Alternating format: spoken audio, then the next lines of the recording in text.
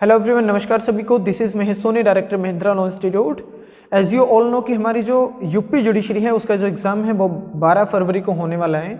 जो कि संडे को आपका एग्ज़ाम होगा। तो उसी को ध्यान में रखते हुए, जैसा कि हमारा क्रैश कोर्स चल रहा है, लेक्चर सीरीज जो चल रही है हमारी, उसके अंदर पेपर 1 के अंदर जो लास्ट सेकंड सब्जेक्ट अपना जो था 2016 का right of the person with disability, उसका फर्स्ट पार्ट जो है उसके अंदर हमने डिस्कस किया था 21 टाइप्स ऑफ डिसेबिलिटीज़ आपकी, और अप टू सेक्शन 10, जिसका जो लिंक है उस वीडियो का लिंक मैं इसी वीडियो की डिस्क्रिप्शन बॉक्स के अंदर आपको प्रोवाइड करवा दूंगा। अगर आपने वो वीडियो अभी तक नहीं देखी तो जाके एक बार वीडियो को देख लेना, ताकि आपको ये सेकंड पार्ट भी समझ आ सके और टोटल जो आपके क्वेश्चंस आने हैं एक तरीके से आपके पेपर के अंदर, उनके रिगार्डिंग भी आपको कुछ नॉलेज मिल सके, क्योंकि जो 21 टाइप्स ऑफ डिसेबिलिटी जो हैं उनमें से आपके क्वेश्चन आने के चांसेस हैं। तो एक बार जाके उस वीडियो को भी देख लेना, और ये वीडियो देखने से पहले मेरे चैनल को आप सब्सक्राइब करना बिल्कुल ना भूलें, और बेल आइकन को भी प्रेस कर लीजिए, ताकि जो फर्दर इसी वीडियो के जो पार्ट बन के आएंगे, मतलब इसी एक्ट के जो फर्दर पार्ट आएंगे, उनका आपके पास जो डायरेक्ट लिंक है वो आप तक पहुंच सके। तो चलिए स्टार्ट करते हैं। हमारा सेकंड नंबर जो पार्ट है वो, जो कि सेक्शन नंबर 11 से स्टार्ट होता है। जो सेक्शन 11 अपना है वो बात करता है कि जो पर्सन आपके डिसेबल्ड पर्सन है उनको क्या है,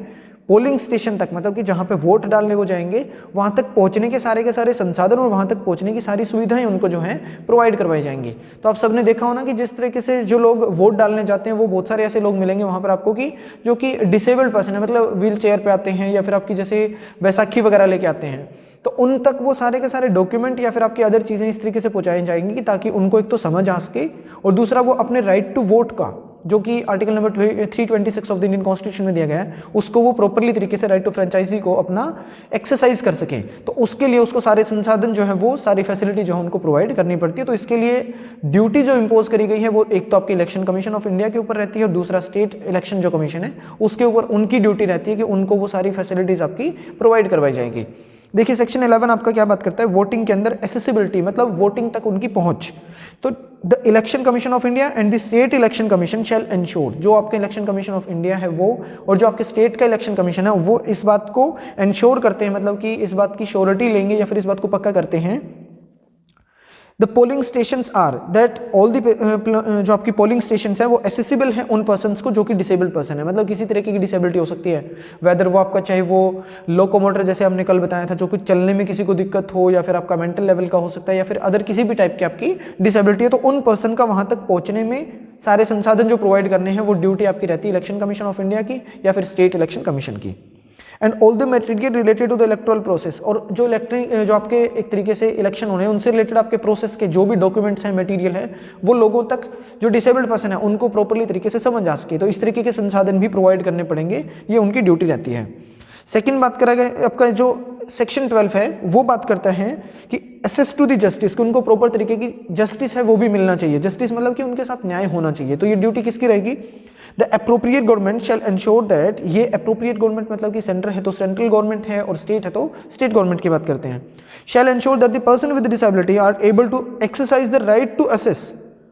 एनी कोर्ट, ट्रिब्यूनल, अथॉरिटी और कमीशन, मतलब कि ये अप्रोप्रिएट गवर्नमेंट इस बात की 100% आपकी गारंटी लेता है, एक तरीके से वो एंश्योर करता है कि जो भी पर्सन डिसेबल्ड हैं वो प्रॉपर तरीके से वो एबल हैं, उनके राइट को एक तरीके से एक्सरसाइज करने के अंदर उनको वो फैसिलिटीज आपकी प्रोवाइड करवाई जा रही हैं, जिससे कि वो किसी भी कोर्ट में जा सके, किसी भी ट्रिब्यूनल के अंदर जा सकते हैं, या फिर किसी अथॉरिटी के पास जा सके, किसी कमीशन में जा सके, या फिर अदर कोई भी बॉडी आपकी जो क्वाजी जुडिशियल हो सकती है या फिर आपकी जुडिशियल बॉडी हो सकती है, उन तक वो पहुंच सके, या फिर इन्वेस्टिगेटिंग पावर है without discrimination on the basis of the disability, उन पर्सन्स के साथ आपकी जांच पड़ताल जो भी करी जानी है किसी भी मामले को लेके, तो वो इन्वेस्टिगेशन के अंदर उन पर्सन के साथ एक तरीके से आपकी जो बोलते हैं कि एक तरीके से उसके साथ डिस्क्रिमिनेशन नहीं करी जाएगा, एक तरीके से उनके साथ जो है दुर्व्यवहार नहीं करा जाएगा, उनके साथ भेदभाव नहीं करा जाएगा। सिर्फ इस बेस पे कि वो डिसेबल पर्सन है तो आगे एक्शन नहीं ले पाएंगे, हम इसके अंदर प्रॉपर काम नहीं करेंगे, तो ऐसा कुछ नहीं करा जाएगा। दूसरा बोलते हैं appropriate government shall take step, appropriate government आपकी इस बात की कदम उठाती है to put in the place suitable support measures for the person with disability, specially those living outside the family. अब ये है कि उन पर्सन के लिए आपकी फैसिलिटी प्रोवाइड करेगी जो कि उनकी फैमिली में नहीं रहता है। ऐसा कोई भी पर्सन है जो कि डिसेबल्ड पर्सन है और वो अपनी फैमिली वालों के जो मेंबर्स हैं उनके साथ नहीं रहता, those disabled requiring high support for the exercise the legal right, और जो जिन पर्सनों का लीगल राइट है डिसेबल्ड पर्सन्स का, वो अपने लीगल राइट को प्रॉपर तरीके से एक्सरसाइज कर सके, उसके लिए भी अप्रोप्रिएट गवर्नमेंट आपकी फैसिलिटी प्रोवाइड करती है। थर्ड बोलता है नेशनल जो आपकी लीगल सर्विसेज अथॉरिटी है और स्टेट लीगल सर्विसेज अथॉरिटी है, मतलब एनएलएसए और आपका एसएलएससी की बात कर रहा है, constituted under the legal services authority act 1987 shell make provisions कि ये जो आपके एनएलएसए है और एसएलएसए है उनकी ड्यूटी बनती है कि वो इस तरीके के आपके प्रोविजन बनाएगी जो कि इंक्लूड करता है reasonable accommodation to ensure that the person with disability have access to the scheme, programme, facility और services offered by them equally with the others. मतलब कि जो भी आपकी एनएलएसए है या फिर आपकी एसएलएसए है, उन्होंने जिस भी तरीके की स्कीम या फिर आपकी जो ऑफर हैं या फैसिलिटी जो है सभी लोगों के लिए जैसी प्रोवाइड कर रखी है, उन तक वो लोग पहुंच रहे हैं कि नहीं पहुंच रहे हैं, इस बात को भी वो इंश्योर करती है और उनको वहां तक मतलब कि वो प्रॉपर फैसिलिटी उनको प्रोवाइड करने का जो स्टेप उठाती है। फोर्थ बोलता है अप्रोप्रिएट गवर्नमेंट की ड्यूटी बनती है कि वो इंश्योर करते हैं कि पब्लिक डॉक्यूमेंट जो भी बनाए गए हैं उन तक उन लोगों को प्रॉपरली पहुंच हो रखी है नहीं है, मतलब कि पब्लिक डॉक्यूमेंट उनको मिल रहे हैं कि नहीं मिल रहे हैं, इस बात के रिगार्डिंग। दूसरा आपका डिपार्टमेंट के अंदर या फिर रजिस्ट्री के अंदर या फिर किसी भी अदर जो रिकॉर्ड के लिए ऑफिस हैं उन तक उनके सारे के सारे जो डिपार्टमेंट तक उनकी जो डॉक्यूमेंट्स वगैरह है वो पहुंचाए जा रहे हैं कि नहीं पहुंचाए जा रहे हैं, या फिर जो इक्विपमेंट उनको चाहिए होते हैं जैसे इंस्ट्रूमेंट कुछ चाहिए होता है वैसाखी है या फिर व्हील चेयर है, ये सारी चीज़ें वहाँ तक इनेबल टू फाइलिंग, स्टोरिंग और रेफरिंग टू द डॉक्यूमेंट और evidence in the accessible format. Accessible format के अंदर वो आपके प्रोवाइड करके रखेंगे ताकि जो भी पर्सन मांगने आए तो उनको उस हिसाब से उनकी फैसिलिटी जो है वो प्रोवाइड करवाई जा सके। सी पार्ट बोलता make available all the necessary facilities and equipment to the facilitate recording of the testimonies, argument or opinion given by the person with disability in preferred language and means of the communication। अब उन सारे persons के लिए आपकी necessary facilities provide करेंगे, जैसे कि जो भी पर्सन आपका आता है जो कि अपना पर्सन बोल सकते हैं कि डिसेबल्ड पर्सन है, वो एक तरीके से अगर कोई गवाही देने आता है या फिर अपनी कोई स्टेटमेंट देने आ रहा है या फिर अपने कोई भी गवाही को रिकॉर्ड करने आता हो या फिर आर्ग्यूमेंट के ऊपर आता है या फिर अपने ओपिनियन देने आ रहा है, तो उन सब की रिकॉर्डिंग के रिगार्डिंग आपकी उनकी लैंग्वेज जैसे भी उनको ठीक लगे उसी के अंदर उनको फैसिलिटीज़ प्रोवाइड करवाई जाएंगी, जैसे वो अपना ये सारे काम अपने पर्पज जो उनको पूरा कर सके। बात आती है सेक्शन 13 की, बोलते हैं लीगल कैपेसिटी क्या होगी, तो बोलता है the appropriate government shall ensure that, ये एप्रोप्रिएट गवर्नमेंट आपकी इंश्योर करती है that the person with disability have the right, कि उनके पास जो राइट है वो इक्वली विद द अदर्स, कि जो अलग जो आपके जैसे article 14 of the Indian constitution बात करता है कि इक्वलिटी अमंग आपकी इक्वल्स की बात करी गई है, तो यहाँ पे बोलते हैं कि ये एप्रोप्रिएट गवर्नमेंट इस बात को इंश्योर करती है कि जो पर्सन आपके डिसेबल्ड हैं उनको वो सारे राइट हैं जो कि इक्वली हैं औरों के मुकाबले, औरों के बराबर हैं, टू ऑन और इनहेरिट द प्रॉपर्टी, कि वो प्रॉपर्टी खरीद भी सकते हैं, इनहेरिट भी कर सकते हैं, चाहे वो प्रॉपर्टी आपकी किसी तरीके की मूवेबल हो चाहे वो आपकी इमूवेबल की हो, या फिर वो अपनी फाइनेंशियल अफेयर को खुद कंट्रोल कर सकते हैं, have access to the bank loan, उनको बैंक लोन भी मिलेगा, प्रॉपर्टी भी जो उनको है एक तरीके से बंधक दी जा सकती है, मतलब जिसको बोलते हैं मॉर्गेज पे, एक होता है गिरवी रखना जिसको आम भाषा में बोलते हैं, तो गिरवी रखना जो मूवेबल प्रॉपर्टी होगी उनको गिरवी रखने के लिए उसको हम लोग बोलते हैं कि उसका आपने प्लेज किया है, और जहाँ पे आप इमूवेबल प्रॉपर्टी जैसे आपकी जमीन वगैरह है, घर है, इनको जब गिरवी रखते हैं तो उसको बोलते हैं मॉर्गेज, तो मॉर्गेज करने का भी इनका राइट रहेगा, और form of the financial credit के रिगार्डिंग भी वो अपने उनको फैसिलिटी जो है वो प्रोवाइड करवाई जाएंगी। फिर बोलता है कि appropriate government shall ensure that the person with disability enjoy the legal capacity on the equal basis with the others in all the respect aspects of the life and have the right to equal recognition everywhere as any other person before the law के सामने सबको एक equal treatment दी जाती है, तो यहाँ पर भी इन पर्सन का सबका राइट रहता है कि उनको भी इक्वली ही समझा जाएगा, जैसे कि अदर लोगों को समझा जाएगा उन्हीं तरीके से इन डिसेबल्ड पर्सन को भी इक्वल ही समझा जाएगा।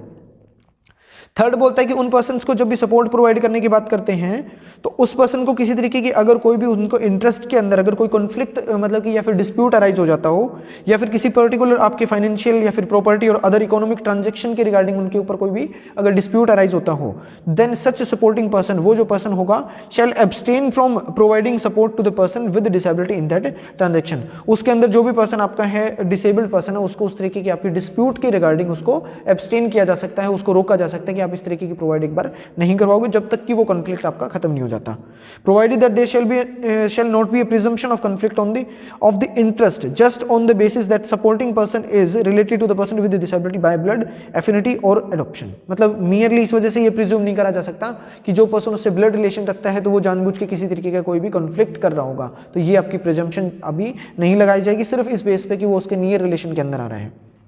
A person with disability may alter, modify or dismantle any support arrangement or seek the support of the another। मतलब किसी पर्सन के साथ अगर आपने कोई एक ए आपका कोई भी डिसेबल्ड पर्सन है उसको ये वाला जो पर्सन आपका बी है वो क्या करता है, इधर इसको सपोर्ट प्रोवाइड कर रहा है, तो ये वाला जो पर्सन है वो अप्लाई करके इसको मॉडिफाई करवा सकता है कि आप नहीं आओगे इसकी जगह कोई और पर्सन आएगा, तो उसकी भी डिमांड रखी जा सकती है। Provided that such alteration, modification, dismantling shall be prospective in nature and shall not nullify any third party transaction entered into between by the person with the disability with the aforesaid purpose. इसको छोड़ सकते हो. Fifth बोलता है any person providing support to the person with the disability shall not exercise undue influence and shall respect his or her autonomy, dignity and privacy. जो भी person, ये वाला पर्सन था जो इससे डिमांड कर रहा था सपोर्ट की, और ये पर्सन जो इसको सपोर्ट प्रोवाइड कर रहा था मतलब कि, तो वो पर्सन इसकी प्राइवेसी, उसकी ऑटोनॉमी, उसकी डिग्निटी और प्राइवेसी, इन सब का ध्यान रखेगा. इसके साथ दुर्व्यवहार है जो नहीं करेगा डिसेबल्ड पर्सन के साथ, वो पर्सन जो उसको सपोर्ट प्रोवाइड कर रहे हैं. कम टू द 14 सेक्शन आपका बोलता है प्रोविजन फॉर द गार्जियनशिप की बात करी गई है. तो बोलता है not with anything contain in any other law for the timing in force on और from the date of the commencement of this act. बाकी किसी भी एक्ट के अंदर जो इस टाइम पे एनफोर्समेंट में है उसमें कुछ भी लिखा हो, इस एक्ट की डेट जो है जिस दिन ये एक्ट आपका एनफोर्समेंट में आया उस दिन से लेके आगे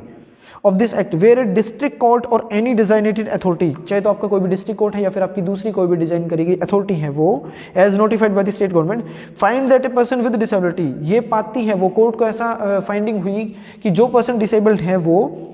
who had been provided adequate and appropriate support, उसको प्रॉपरली तरीके से आपकी एडिक्वेट एक रीजनेबल सपोर्ट और आपकी जो हर एक चीज़ जो मांग रखी है उनने वो प्रोवाइड तो करवाई जा रही हैं, but is unable to take legally binding decision, लेकिन वो आपके लीगली बाइंडिंग जो डिसीजन है वो नहीं ले पा रहे हैं.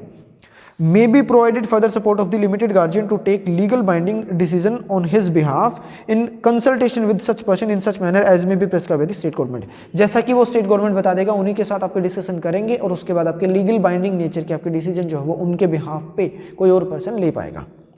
Provided that the district court or the designated authority as the case may be may grant total support to the person with disability requiring such support or where the limited guardianship is to be granted repeatedly, अगर वो limited guardianship आपकी repeatedly बार बार आपकी grant करी जा रही है, in which case the decision regarding the support to be provided shall be reviewed. उसका क्या करेगी वो डिस्ट्रिक्ट कोर्ट या फिर आपकी जो स्पेशली डिजाइनेट करी गई आपकी अथॉरिटी है वो उसको रिव्यू करती है as the case may be to determine the nature and manner of the support to be provided, कि किस तरीके का उनको सपोर्ट जो है वो प्रोवाइड करना चाहिए. तो इस तरीके का नेचर और जो मैनर है कि किस तरीके से प्रोवाइड करवाया जाए और किस नेचर का आपका प्रोवाइड करवाया जाए, तो ये आपकी कंफर्मेशन कौन करती है, या तो वो कोर्ट होगी डिस्ट्रिक्ट कोर्ट या फिर आपकी जो डिजाइनेट करी हुई स्टेट गवर्नमेंट के द्वारा डिजाइनेट करी गई जो अथॉरिटी होगी वो इस बात का इंश्योर करती है.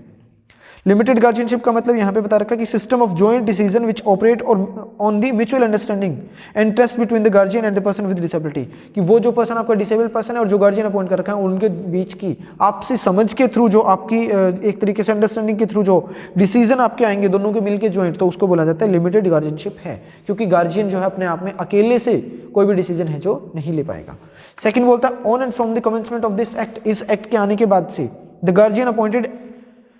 एनी अंडर एनी प्रोविजन, किसी भी अदर लॉ के अंडर में अगर गार्जियन को अपॉइंट किया गया था उस टाइम पे, तो for the person with disability shall be deemed to be function as a limited guardian, तो उसको भी माना जाएगा कि आपने जैसे कि Hindu minority and guardianship act है उसके अंडर में किसी पर्सन को आपने अपॉइंट कर रखा है, जिस दिन ये एक्ट आया था तो उस दिन से उस पर्सन के लिए आपके उस अपॉइंट करे गए गार्जियन को क्या माना जाएगा कि वो लिमिटेड गार्जियनशिप के अंदर आ जाएगा. थर्ड बोलता है any person with disability agree by the decision of the designated authority appointing a legal guardian, जो भी आपके लीगल अथॉरिटी थी उसने जो भी पर्सन को एज ए लीगल गार्जियन आपका अपॉइंट करा था और उसके अपॉइंट करने के बाद उसके डिसीजन से अगर कोई पर्सन ऐसा है जो कि ना खुश है, उससे वो खुश नहीं है, तो may prefer an appeal to such appellate authority as may be notified by the state government for the purpose. तो इस पर्पज के लिए स्टेट गवर्नमेंट ने जो भी अथॉरिटी बता रखी है उनके पास वहाँ पे अपील लगाई जा सकती है उस डिसीजन के ऊपर जिससे कि वो खुश नहीं है. 15th आपका बोलता है कि अथॉरिटीज टू सपोर्ट करने के लिए आपकी जो डिजाइनेट करी जाएगी उसकी है, ऊपर से देख लेना, ज़्यादा इंपॉर्टेंट नहीं है. 16 चैप्टर नंबर 3 स्टार्ट हो रहा है, एजुकेशन की बात करते हैं, मतलब पहले बच्चे का जन्म होएगा, फिर उसके बाद डिसेबल्ड पर्सन देखे जाएंगे तो उनको क्या क्या फैसिलिटीज़ दी जाएंगी वो बातें करेंगे, फिर बात करते हैं उनको स्कूल में भेजने की, क्या एजुकेशन उनको दी जाए. अब एजुकेशन के रिगार्डिंग आपका आर्टिकल 29 का क्लोज टू इंडियन कॉन्स्टिट्यूशन का वो भी साथ में पढ़ना है. 16 आपका बोलता है duty of the educational institution, जो भी एजुकेशनल इंस्टीट्यूशन है, स्कूल, कॉलेज, यूनिवर्सिटी या फिर आपके जो अदर इंस्टीट्यूशन है, ट्रेनिंग सेंटर है, उनकी क्या ड्यूटी बनती है.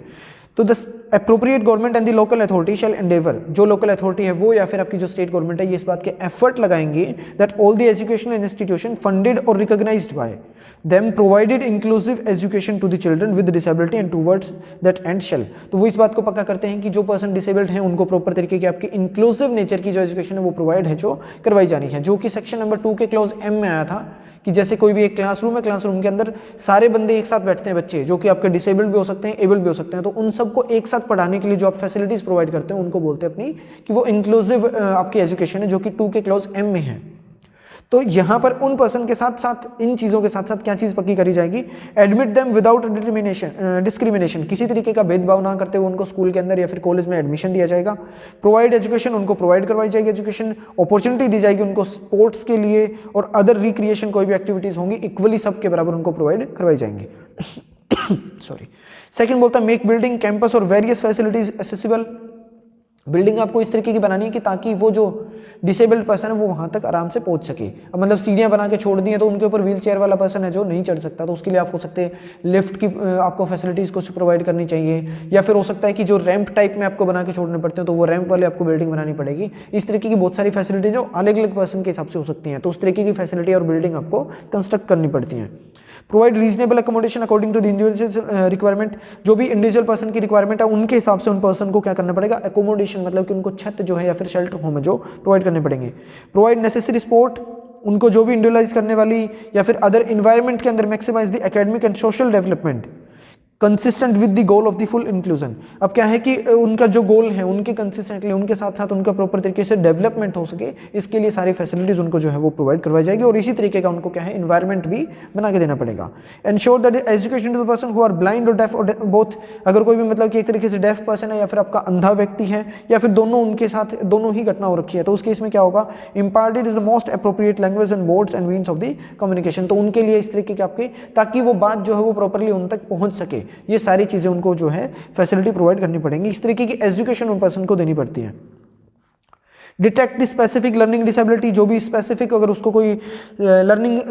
अगर डिसेबिलिटी है, जैसे मैंने आपको 21 जो टाइप्स बताई थी उनमें बताया था कि कोई पर्सन है उसको स्पेशली किसी चीज़ को सीखने में दिक्कत आ रही है, तो उस केस में in the children at the earliest and take suitable pedagogical और other measures to overcome them, उनको खत्म करने के लिए अदर आपके जो भी इंस्ट्रूमेंट होंगे या फिर आपकी फैसिलिटीज है वो प्रोवाइड करनी पड़ती है। Monitor participation progress in terms of the attainment level and completion of the education in respect of every student with disability, हर एक कोई भी स्टूडेंट जो भी डिसेबल्ड पर्सन है उनके रिगार्डिंग आपकी उनको एजुकेशन मिलनी है कि नहीं मिल रही है, उनकी एजुकेशन कंप्लीट हो रही है कि नहीं हो रही है, या फिर उनका जो बात अटेनमेंट की है वो किस लेवल तक की, इस बात को भी यहाँ पे क्या है मॉनिटर करा जाएगा, मतलब उसको ध्यान रखा जाएगा। फिर provide the transportation facility to the children with disability, transport करने के लिए एक जगह से दूसरी जगह जाने के लिए आपका कम्युनिकेट होने के लिए उनको फैसिलिटी प्रोवाइड कराई जाएगी। And also to the attendant of the children and disability having high support, या फिर ऐसा कोई पर्सन है जिसको हाई सपोर्ट की जरूरत है, तो उनके साथ आने वाले जो पर्सन है उनको भी आपको क्या करनी पड़ेगी, एक तरीके से ट्रांसपोर्टेशन की फैसिलिटी जो वो प्रोवाइड करनी पड़ेगी। 17 आता है specific measure to provide and facilitate the educational, क्योंकि 2 का M जो बताया था इंक्लूसिव आपकी जो एजुकेशन है वो फैसिलिटेट करने के लिए या फिर उनको प्रमोट करने के लिए किस तरीके के मेजर उठाए जा सकते हैं। तो बोलता है appropriate government and the local authority shall take the following measure for the purpose of section 16, namely 16 section के अंदर जो आपके बता रखे हैं उनके लिए आपका क्या होगा, फॉलोइंग आपके जो स्टेप टेकिंग करने पड़ेंगे, तो वो काम आपका अप्रोप्रिएट गवर्नमेंट करेगा। To conduct survey of the school going children in every 5 year of identifying children with disability, जो भी बच्चे आपके हैं पहले उनका पहचान करो कि उनमें से वो कौन से बच्चे हैं जो कि डिसेबल्ड पर्सन है, हर 5 साल के अंदर ये करा जाएगा और फिर देखेंगे कि उनमें से कितने बच्चे ऐसे जो स्कूल में जा रहे हैं, उनकी आपने पहले कंडक्ट करना सर्वे। फिर असर्टेनिंग देयर स्पेशल नीड, उनकी क्या स्पेशल नीड है वो पहचानोगे, और to the extent to which these being met, और कहाँ तक उनको वो फैसिलिटी प्रोवाइड करवाई जा रही है, इस बात का भी सर्वे है जो करना पड़ेगा। फिर बोलता है provided that first survey shall be conducted within 2 year from the date of the commencement of this act, इस एक्ट के आने के बाद अगले 2 साल के अंदर पहले सर्वे हो जाना चाहिए, मतलब 2016 के अंदर आया तो 18 से पहले उसका सर्वे होगा, फिर हर 5 साल के अंदर आपका सर्वे होगा। तो होपफुली 23 जो अभी ईयर स्टार्ट हुआ है इसके अंदर भी आपका जो है एक सर्वे होना चाहिए। फिर बोलता है adequate number of teacher training institution, आपको क्या करने पड़ेंगे, एक एडिक्वेट नंबर पे जितने जरूरी है उतने स्टैब्लिश करने पड़ेंगे। To train and employ the teachers, जो भी टीचर्स हैं उनको एम्प्लॉयमेंट देंगे और ट्रेनिंग उनको दी जाएगी, including the teacher with disability who are qualified to sign language, जो भी पर्सन ऐसे हैं जिनको की लैंग्वेज का पता है, जो कि मतलब कि इस लैंग्वेज को जानते हैं साइन लैंग्वेज को, तो उनको भी स्पेशल ट्रेनिंग है जो दी जानी पड़ेगी। और वो टीचिंग जो कि बच्चों को पढ़ा रहे हैं, इंटेलेक्चुअल कोई भी अगर किसी तरीके की उनको डिसेबिलिटी है तो उनको भी सिखाने वाली आपको ट्रेनिंग आपको दी जाएगी। To train the professionals and staff to support the inclusive education at all level of the school education, school education के अंदर हर एक लेवल के ऊपर इस तरीके की इंक्लूसिव आपको जो एजुकेशन है वो दी जा सके, उसके लिए भी सबको क्या है, स्कूल के स्टाफ और जो भी अदर प्रोफेशनल है उन सबको अपने ट्रेनिंग देनी पड़ेगी। फिर बात करता है तो establish the adequate number of resources centre, resources centre आपको बनाने पड़ेंगे जो कि इस तरीके से स्कूल लेवल की पढ़ाई के अंदर उनको हेल्प करे। प्रमोट करेंगे यूज़ ऑफ द अप्रोप्रिएट, आपकी जो भी एक तरीके से अल्टरनेटिव मोड है जिससे कि उनको फॉर्मेट ऑफ कम्युनिकेशन हो सकते हैं। एक तरीके से जो आपके बड़े बड़े अक्षर वाला नहीं होता, जैसे प्लास्टिक का कुछ बना होता है कि एक बोर्ड है एक तरीके से, उसके ऊपर आपके लिखे होते हैं कुछ, तो हाथ से एक तरीके से वो क्या कर सकते हैं, पढ़ सकते हैं कि ये आ लिखा है, ए है, बी है, तो वो आपकी ब्रेल लैंग्वेज वाली बात करते हैं। तो साइन लैंग्वेज है, उन सबको आप लोगों उन डिसेबल्ड पर्सन तक पहुँचाने के लिए हेल्प करने वाले सारी तरीके की आपकी जो अल्टरनेटिव मोड है वो भी प्रोवाइड करोगे। फिर नेक्स्ट पे आते हैं टू प्रोवाइड, जो आपको उनको जो है बुक्स वगैरह प्रोवाइड करनी पड़ेंगी, फिर अदर जो भी लर्निंग आपकी मटेरियल है वो प्रोवाइड करने पड़ेंगे, जो भी फ्री में देने पड़ेंगे उन बच्चों को जिसकी एज जो है वो आपकी up to the age of 18 year, 18 तक के जब तक नहीं हो जाते तब तक उनको वो सारी चीज़ें फ्री में प्रोवाइड करवाई जाएंगी। फिर बोलता है टू प्रोवाइड द स्कॉलरशिप उनको दी जाएगी जो कि बेंचमार्क डिसेबिलिटी वाले हैं, जिनको बताया था नॉट लेस देन 40% डिसेबिलिटी होंगी, उन पर्सन को हम लोग बोलते हैं कि वो अपने बेंचमार्क डिसेबिलिटी वाले पर्सन हैं। फिर to make the suitable modification to the curriculum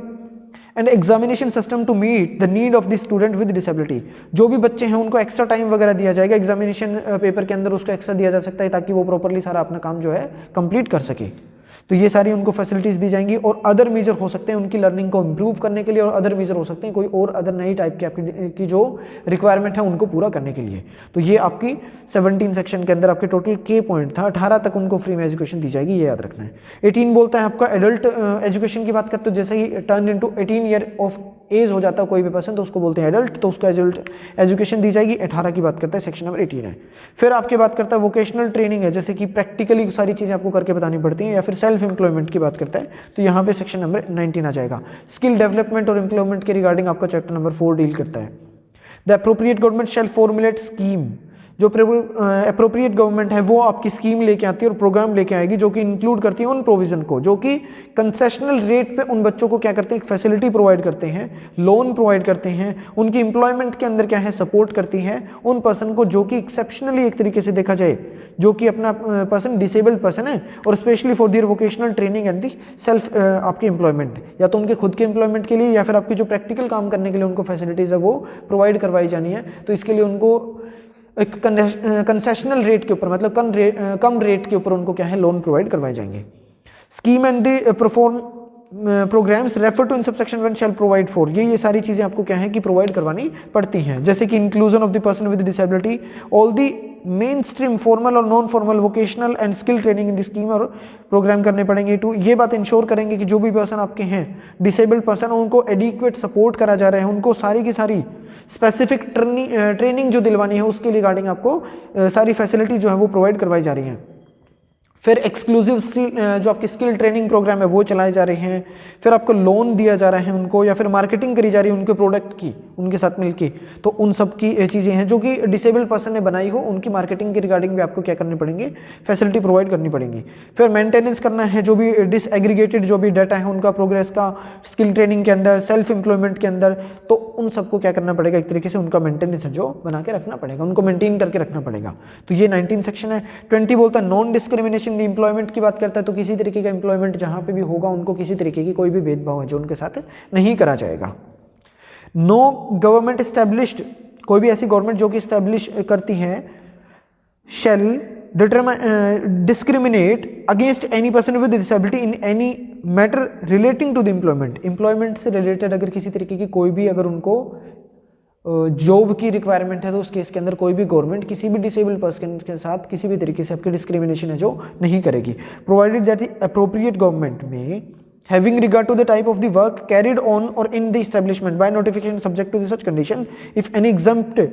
any establishment from the provision of this section। कुछ आपके हो सकते हैं जिनको कि गवर्नमेंट ने क्या कर रखा है, एग्जेम्प्ट कर रखा है इस सेक्शन की एप्लीकेबिलिटी से, मतलब कि उनको एक्सक्लूड कर रखा है, उनके ऊपर ये सेक्शन जो है अप्लाई नहीं होगा। अब इस तरीके का कोई काम हो जिसके अंदर कि मान के ये चलिए कि कोई ऐसा काम आपसे करवाया जा रहा है जिसके अंदर जो फुली स्किल्ड पर्सन है उन्हीं को रखा जाए, तो उस डिपार्टमेंट के ऊपर ये जो सेक्शन है वो अप्लाई नहीं होगा, उनके अंदर डिस्क्रिमिनेशन है जो करी जा सकती है। मतलब कि अगर हो सकता है किसी को सिक्योरिटी गार्ड लगाना हो तो वहाँ पे आप जो एक जो आपका लैम पर्सन बोल सकते हैं या फिर लंगड़ा जो आदमी है उसको कैसे रख सकते हो, तो इस तरीके की चीज़ें आपके इनके अंदर इंक्लूड करी जाती हैं, जिसके अंदर बोलता है कि नॉन डिस्क्रिमिनेशन का ही हिस्सा होगा। हालांकि स्टेट गवर्नमेंट ने या फिर अप्रोप्रिएट गवर्नमेंट ने उस पर्टिकुलर डिपार्टमेंट को क्या है एग्जेम्प्ट कर रखा हो इस सेक्शन की एप्लीकेबिलिटी से। फिर बात करता है every government establish every government establishment shall provide the reasonable accommodation and appropriate barrier free and conducive आपकी environment to employees with disability। जो भी पर्सन आपका डिसेबल्ड पर्सन है उनको एक तरीके से प्रॉपर environment उनको प्रोवाइड करना पड़ेगा और appropriate आपकी जो बैरियर होते हैं उनसे फ्री environment उनको देना पड़ेगा ताकि उनके सामने किसी तरीके का कोई भी रुकावट है जो ना आए।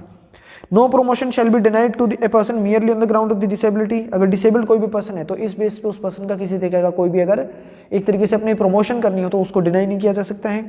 कोई भी गवर्नमेंट एस्टेब्लिशमेंट डिस्पेंस विद नहीं करेगी, रिड्यूस नहीं करेगी किसी भी पर्सन का rank an employ who acquire disability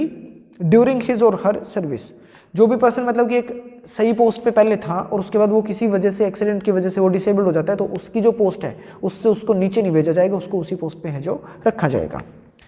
proviso उसके अंदर दे रखा है कि अगर वो डिसेबिलिटी आपकी इस तरीके की सूटेबल नहीं है उसकी पोस्ट के लिए होल्ड करने के लिए तो उसको शिफ्ट किया जा सकता है किसी दूसरी पोस्ट के ऊपर जिसके अंदर उसको जो सेम सर्विसेज के बेनिफिट भी मिलने चाहिए और उतना ही पे स्केल जो है वो भी वहां पे प्रोवाइड होना चाहिए। फिर आपका बोलता है लास्ट पॉइंट, फिफ्थ पॉइंट आपका बोलता है अप्रोप्रिएट गवर्नमेंट में frame the policies for posting and transfer of the employees with disability. उनके रिगार्डिंग भी आपकी स्पेशल पॉलिसी बनाई जा रही है कि जो भी पर्सन आपका डिसेबल्ड है जिसकी पोस्ट को आपने ट्रांसफर करना है तो उसके लिए स्पेशल पॉलिसी आपकी बनाई जानी चाहिए। 21 आपका इक्वालिटी की बात करता है कि इक्वल आपकी अपॉर्चुनिटी पॉलिसीज बनाई जाएंगी तो हर एक establishment shall notify equal opportunity policy detailing measures proposed to be taken by it pursuance of the provision of this chapter in the manner as may be prescribed by the central government। जैसा भी central government ने बता रखा उस तरीके से सारी चीजें आपके सबके सामने रखी जाएंगी। Every establishment shall register a copy of said policy. उसके क्या करेंगी कि उस पॉलिसी की एक कॉपी को वो रजिस्टर करेंगे। किससे रजिस्ट्रेशन करवाएंगे? चीफ कमिश्नर या फिर आपका स्टेट कमिश्नर से करवाएंगे तो उनसे एक कॉपी आपकी जो है उसकी एक फैसिलिटी जो आपको प्रोवाइड करवानी है सारी अपॉर्चुनिटी पॉलिसीज की तो उनकी एक कॉपी को रजिस्टर है जो करवाया जाएगा। फिर उसके जो रिकॉर्ड होंगे उन सबको मेंटेन करना पड़ेगा सेक्शन 22 के अंदर। 23 पे चल रहे हैं, 23 को हम लोग पढ़ते हैं 74 और 79 के साथ। अब 74 आपका बात करता है कमिश्नर जो आपका चीफ की बात करता है तो उनकी बात करी गई है 74 के अंदर। 23 आपका बोलता है ग्रीवेंस जो भी रिड्रेसल ऑफिसर है उनकी बात करी गई है। तो हर एक जो आपकी स्टेट गवर्नमेंट होगी या फिर सेंट्रल गवर्नमेंट है तो उनका ड्यूटी लगा रखी है। एवरी गवर्नमेंट इस्टेब्लिश जो भी आपकी गवर्नमेंट इस्टेब्लिशमेंट है शैल अपॉइंट ए ग्रीवियंस रिड्रेसल ऑफिसर, जीआरओ आपका अपॉइंट करेगी for the purpose of section 19। Section 19 के अंदर जो प्रोविजन दे रखे हैं उनको एक तरीके से आपका क्या है प्रॉपरली इंप्लीमेंट करने के पर्पज से स्टेट गवर्नमेंट हर एक गवर्नमेंट क्या करेगी जो भी गवर्नमेंट आपकी इस्टेब्लिशमेंट है वो एक जीआरओ को अपॉइंट करती है। And shall inform the chief commissioner और the state commissioner as the case may be about the appointment of such officer. और उस ऑफिसर की अपॉइंटमेंट के बारे में चीफ कमिश्नर और स्टेट कमिश्नर को है जो इन्फॉर्म कर देगी। Any person aggrieved with the non compliance of the provision of section 20, section 20 के अंदर जो प्रोविजन दे रखे हैं उनके प्रोविजन के साथ अगर कोई उनको फॉलो नहीं करता या फिर उनको नहीं मानता may file a complaint with the grievance redressal officer. तो जो भी आपका जीआर होगा उसके सामने उसकी कंप्लेंट है जो करी जा सकती है जो कि इन्वेस्टिगेशन करेगा और वो सारे के सारे आपके उसके डिस्प्यूट को करेक्ट करने के पर्पज से करेक्टिव जो भी एक्शन होगा वो आपका एक्शन लेगा और उससे उसकी इन्वेस्टिगेशन भी है जो करेगा। GRO shall maintain a register of complaint, complaint का एक रजिस्टर बना के रखेगा उस मैनर के अंदर जो भी सेंट्रल गवर्नमेंट ने उनको बता रखा हो और हर एक कंप्लेंट जो होगी उसको इंक्वायर विद कर देगा within 2 week of this. मतलब कि जो भी जिस दिन इसकी एक तरीके से कंप्लेंट आई थी तो उस कंप्लेंट के आने के बाद अगले 15 दिन के अंदर उसकी इन्वेस्टिगेशन जो है जांच पड़ताल पूरी कर देगा। फिर बोलता है एग्रीड पर्सन जो भी होगा सेटिस्फाई नहीं होता है जीआरओ के कंप्लेंट देने के बाद, मतलब जीआरओ को जब कंप्लेंट दे दी तो उस कंप्लेंट के बाद उसके ऊपर किसी तरीके का कोई एक्शन नहीं लिया गया और शीशे में approach the district level committee on the disability. Disability के ऊपर आपकी जो भी डिस्ट्रिक्ट लेवल कमेटी बना रखी होती है उसको भी अप्रोच कर सकता है, वहां पे भी जा सकता है। अब बात आती है 74 और 79 को एक बार पढ़ के आते हैं। तो 74 सेक्शन नंबर अपना क्या बात करता है, देखिए एक बार क्या लिखा है 74 के अंदर। 74 बोलता है appointment of the chief commissioner. वहां पे कौन था? जीआरओ, ग्रीवेंसेस आपका रिड्रेसल ऑफिसर है। यहाँ पे कौन है? चीफ कमिश्नर और आपका कमिश्नर की बात करेंगे जिसको हम 79 के साथ भी पढ़ेंगे। तो 74 आपका बात करता है चैप्टर नंबर 12 के अंदर बोलता है the central government may by notification appoint a chief commissioner for the person with disability. Chief commissioner बनाया जाएगा, इस पर्पज से सेंट्रल गवर्नमेंट अपॉइंट करती है। फिर आपके सेंट्रल गवर्नमेंट क्या करती है? नोटिफिकेशन के थ्रू 2 कमिश्नर आपके अपॉइंट करेगी जो कि उस चीफ कमिश्नर को असिस्ट करते हैं, उनकी हेल्प करते हैं। Of which 1 commissioner shall be the person with disability. और उन 2 कमिश्नर्स में से एक कमिश्नर आपका डिसेबल्ड पर्सन होना चाहिए, मतलब ये रिजर्व सीट है। थर्ड बोलते हैं person shall not B qualified for the appointment as a chief commissioner or commissioner unless he has special knowledge or practical experience in respect of the matter relating to the rehabilitation. Rehabilitation से related अगर किसी भी person को जानकारी नहीं है तो ना तो उस पर्सन को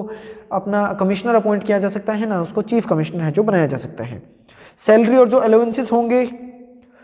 या फिर उनकी जो टर्म्स एंड कंडीशन होंगी उनकी सर्विस को लेके, या फिर उनकी रिक्वायरमेंट जो आपकी रिटायरमेंट के टाइम पे क्या क्या बेनिफिट मिलने चाहिए, या फिर उसको किस तरीके की आपकी ग्रेचुटी मिलेगी, पेंशन क्या मिलेगी ऑफ द चीफ कमिश्नर और कमिश्नर शैल बी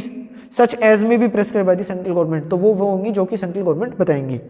फिर सेंट्रल गवर्नमेंट आपका बात करता है कि वो डिटरमाइन करता है nature and category of the office की, किस तरीके का ऑफिस के अंदर काम करना है, किस तरीके का ऑफिस उनके लिए होगा, तो ये भी उनका नेचर जो होगा वो सेंट्रल गवर्नमेंट आपका बताता है। और other employees required to assist the chief commissioner in discharge of his function, जो भी चीफ कमिश्नर है वो अपने फंक्शन को कंप्लीट करेगा उस टाइम पे किन किन अदर पर्सन की जरूरत पड़ सकती है, वो भी रिक्वायरमेंट आपकी किस तरीके का एम्प्लॉय होगा वो भी सेंट्रल गवर्नमेंट बताती है। And provide the chief commissioner with such officer और other employ as it think fit, या फिर आपके अदर ऑफिसर दे सकती है जो भी सेंट्रल गवर्नमेंट को ठीक लगता है। सिक्स्थ आपका बात करता है ऑफिसर एम्प्लॉय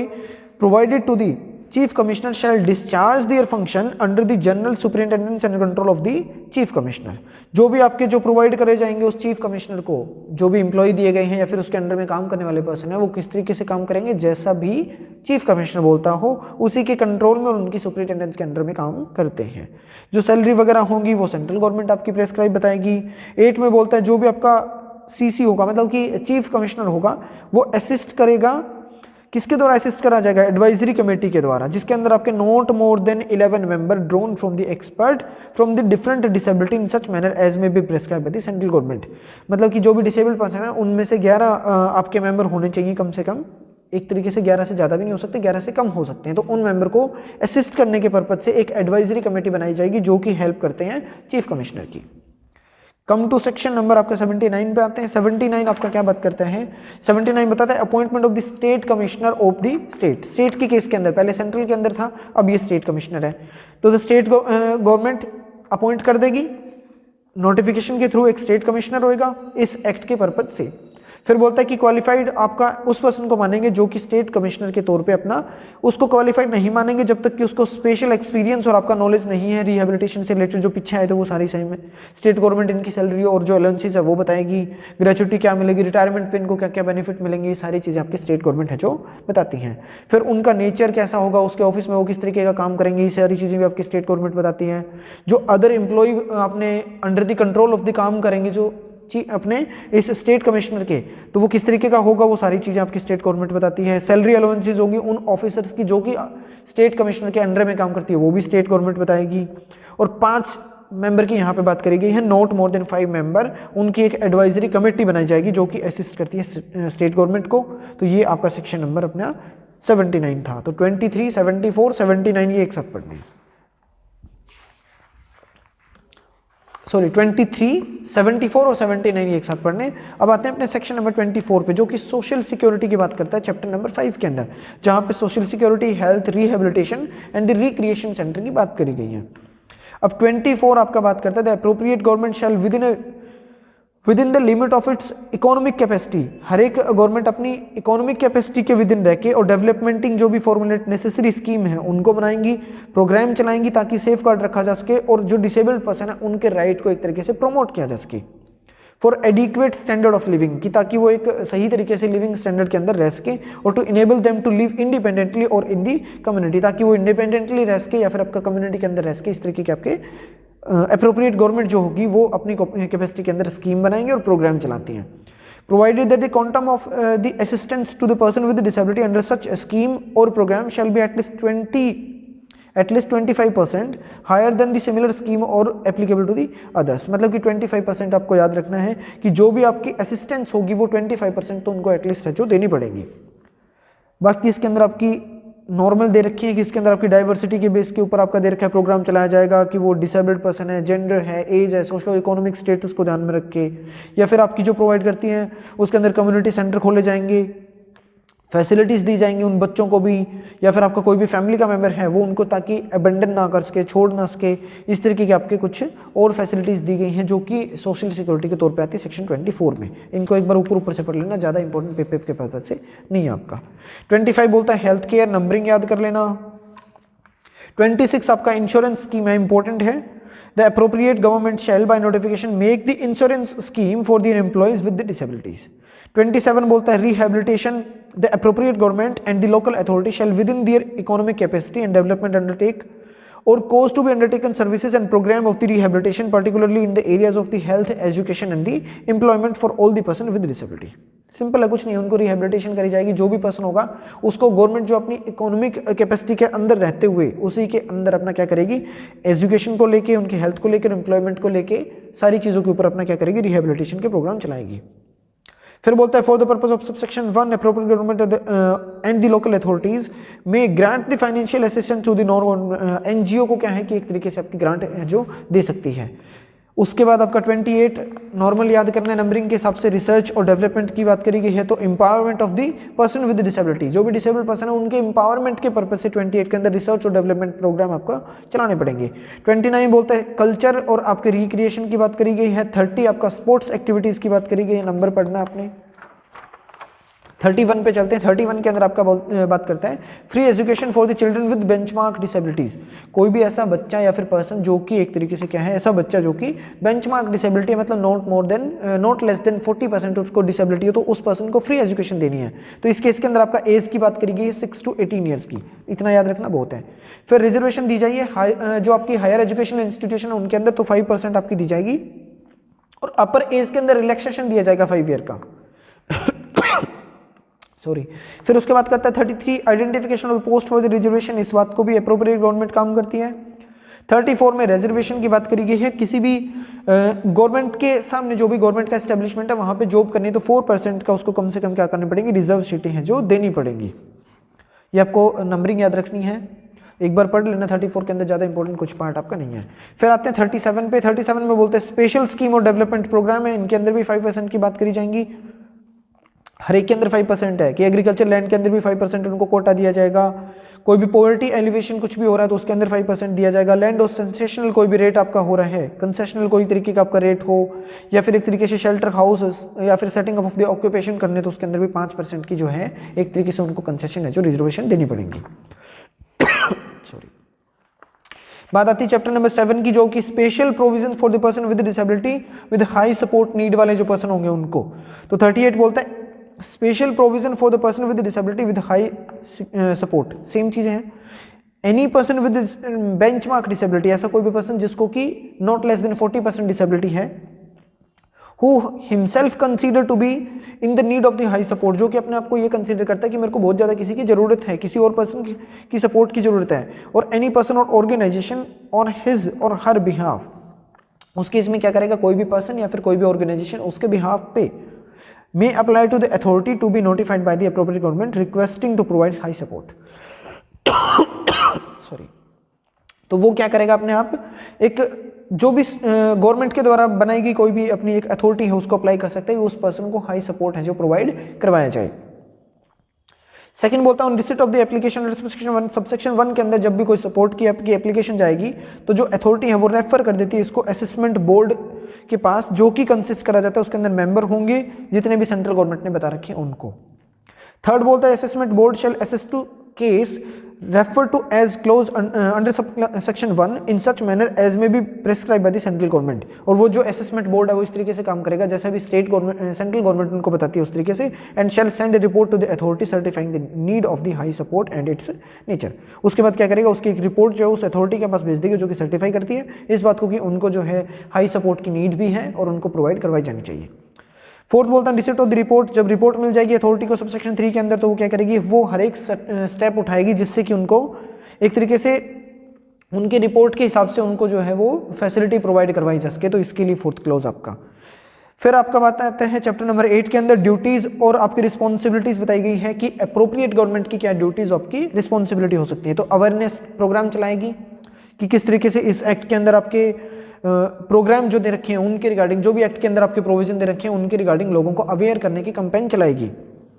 तो अप्रोप्रिएट गवर्नमेंट आपकी in consultation with the chief commissioner और state commissioner as the case may भी शैल कंडक्ट एनकरेज सपोर्ट और प्रोमोट अवेयरनेस कैंपेन और सेंसिटाइजेशन प्रोग्राम चलाएगी जिससे कि लोगों को इसके बारे में ज़्यादा जागरूकता फैले।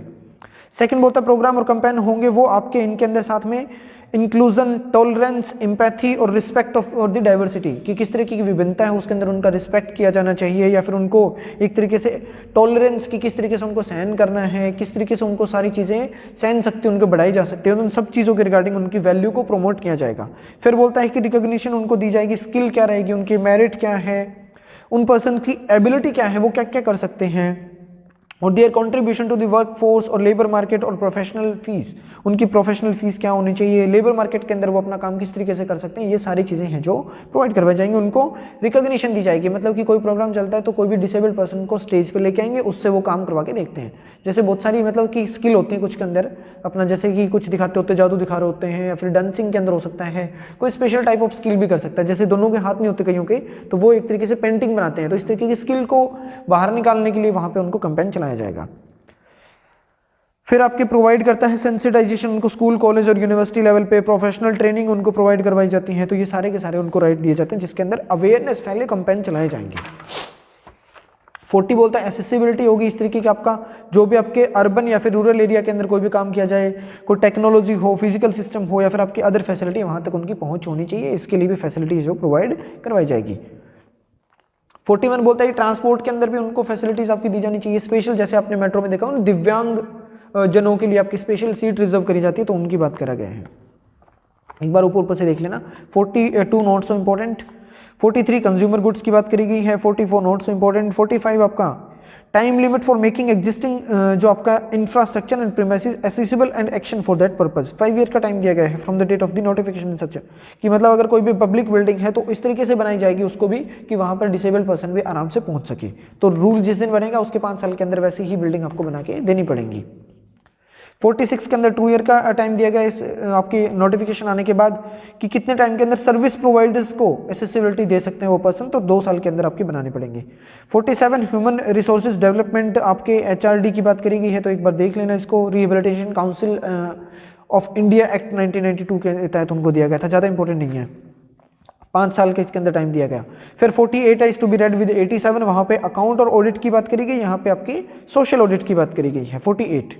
उसके बाद अपना अगला जो चैप्टर है वो स्टार्ट हो जाता है, चैप्टर नंबर 9, जो की बात करता है registration of the institution for the person with disability and grant to such institution, कि उन इंस्टीट्यूशंस को आपकी एक ग्रांट भी दी जाएगी और उन पर्सन्स के लिए इंस्टीट्यूशन का रजिस्ट्रेशन है जो करवाया जाना चाहिए। तो 49 बोलता है कॉम्पिटेंट अथॉरिटी होगी,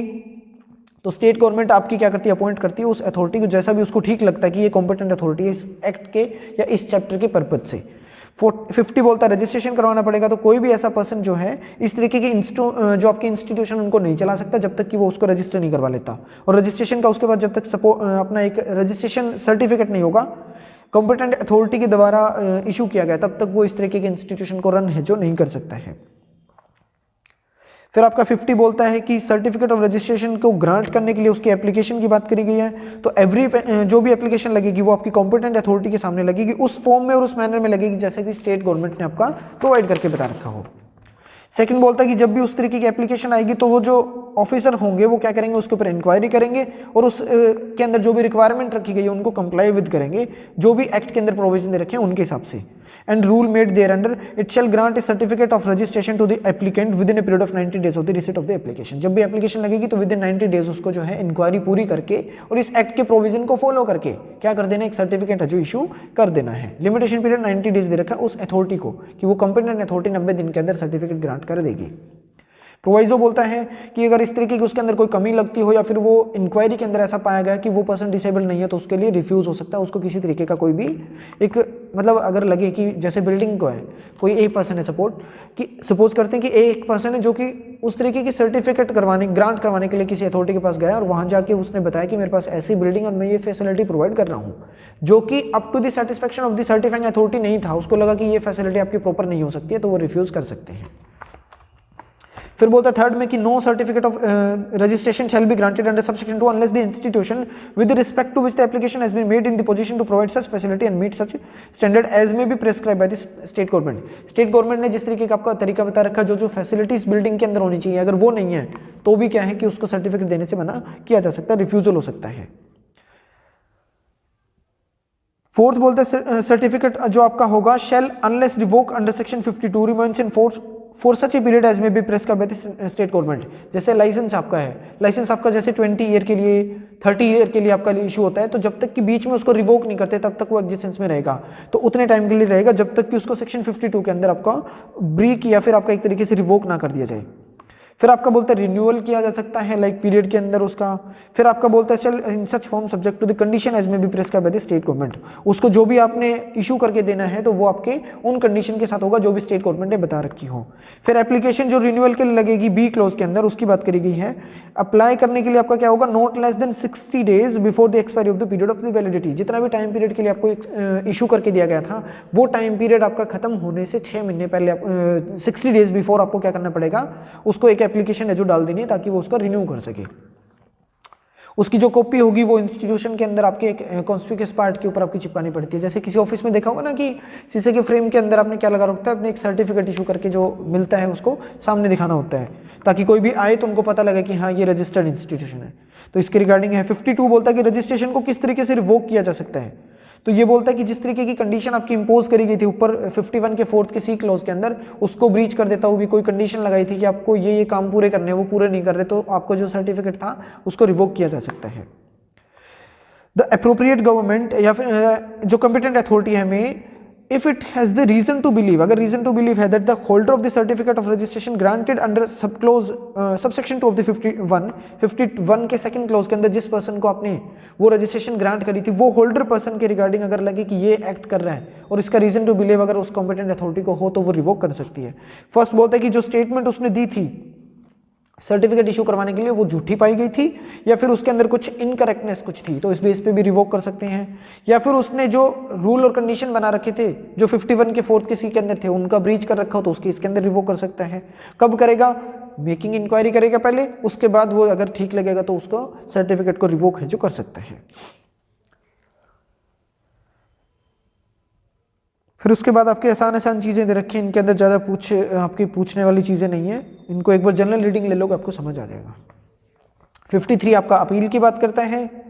कि अपील जो होगी आपकी वो कहाँ पे जाएगी, तो एक नॉर्मल जो आपकी ऊपर वाली अथॉरिटी के पास वहाँ जानी चाहिए, वहाँ पे जाएगी। अपीलेट अथॉरिटी बना रखी होगी और उसने जो भी आपका ऑर्डर आएगा वो आपका फाइनल समझा जाएगा। 54 बोलता है act not to apply to the institution establish और मेंटेन बाय द सेंट्रल और स्टेट गवर्नमेंट। जो भी सेंट्रल और स्टेट गवर्नमेंट ने अगर कोई एस्टैब्लिशमेंट आपकी कर रखी किसी इंस्टीट्यूशन की तो उसके ऊपर ये एक्ट जो है अप्लाई नहीं होगा। और assistance to the registered institution, the appropriate government may within the limit of their economic capacity and development, उनकी इकोनॉमिक कैपेसिटी के अंदर रहते हुए वो फाइनेंशियल आपकी जो ग्रांट है वो असिस्टेंस देते हैं उन रजिस्टर्ड इंस्टीट्यूशन को to provide the service and to implement the scheme and programme in pursuance of the provision of this act. इस एक्ट के अंदर में जो भी आपके प्रोविजन दे रखे हैं उनको लागू करने में जो आपके इंस्टीट्यूशन आए रजिस्टर्ड उनको क्या करती है, एक तरीके से ग्रांट फंड करती है। फिर आपका चैप्टर नंबर 10 स्टार्ट हो जाता है जो कि बात करता है 56 से आगे certification of the specified disabilities की, कि स्पेसिफाइड डिसेबिलिटी जिस पर्सन को होगी उसको एक सर्टिफिकेट है जो ग्रांट करके दिया जाएगा। तो गाइडलाइन कैसे कौन पास करती है, वो सेंट्रल गवर्नमेंट नोटिफाई करती है कि उन पर्सन को किस एक्सटेंट तक आपकी जो डिसेबिलिटी है उनको ये सर्टिफिकेट इशू करके दिया जाएगा। फिर बोलता है सर्टिफाइंग अथॉरिटी जो होगी उनकी भी आपको क्या करनी पड़ेगी, अपॉइंटमेंट करनी पड़ती है, तो ये भी अप्रोप्रिएट गवर्नमेंट करती है। उनकी क्वालिफिकेशन देखेगी, उनकी एक्सपीरियंस देखेगी और उनका जो एरिया है कि कितने एरिया के अंदर और किस किस काम को लेके वो एक सर्टिफिकेट इशू कर सकते हैं वो भी उनके अथॉरिटी जो है ज्यूरिसडिक्शन फिक्स करके देगी 57 के अंदर। 58 बोलता है कि सर्टिफिकेशन करने के रिगार्डिंग आपका प्रोसीजर क्या हो रहा होगा, तो वो आपका बोलता है कि जब भी उसके सामने एप्लीकेशन जाएगी तो वो सारे के सारे डिसेबल्ड जो भी पर्सन है उस तक पहुंचेगा, उससे इंक्वायरी करेगा, उससे पूछताछ करेगा, उसके बाद इशू करके देगा। मतलब कि कितने % तक इसकी डिसेबिलिटी उसके हिसाब से उसका सर्टिफिकेट है जो इशू करके दिया जाएगा। एक क्लॉज बोलता है कि जो भी डिसेबल्ड पर्सन है उसको जैसे सेंट्रल गवर्नमेंट ने बता रखा है उस तरीके की आपकी बाद में एक सर्टिफिकेट जो इशू करके दी जाएगी और इन्फॉर्म कर देगा राइटिंग के अंदर कि अगर उसको किसी तरीके की कोई स्पेसिफाइड डिसेबिलिटी नहीं है तो उसको इन्फॉर्म करना पड़ेगा। उसके बाद आपकी क्या करना पड़ेगा, जो डिसेबिलिटी की उसकी एक सर्टिफिकेट बना के देगा वो पूरे देश के अंदर आपका लागू होगा, वो हर जगह पे सेम वैल्यू उसकी समझी जाएगी। फिर बोलता है कि जो भी सर्टिफाइंग अथॉरिटी है उसका जो डिसीजन आएगा उसके खिलाफ अपील कहाँ लगेगी, तो any person aggrieved with the decision of the certifying authority may appeal against such decision within such time and in such manner as may be prescribed by the state government to such appellate authority as the state government may designated for that purpose. State government आपकी बता देगी कि कौन सी appellate authority है, वहाँ चले जाओ जी। फिर बोलता है जब भी उसके पास अपील जाएगी तो उसका जो अपील को वो डिसाइड करने का उसकी ड्यूटी रहेगी जैसे भी स्टेट गवर्नमेंट ने उनको बता रखा होगा। तो ये आपका चैप्टर नंबर 10 खत्म हो जाता है यहाँ पे सेक्शन नंबर 59 तक। आगे के सेक्शन को नेक्स्ट वीडियो के अंदर कवर कराऊंगा। अगर वीडियो आपको अच्छी लगे तो वीडियो को शेयर कर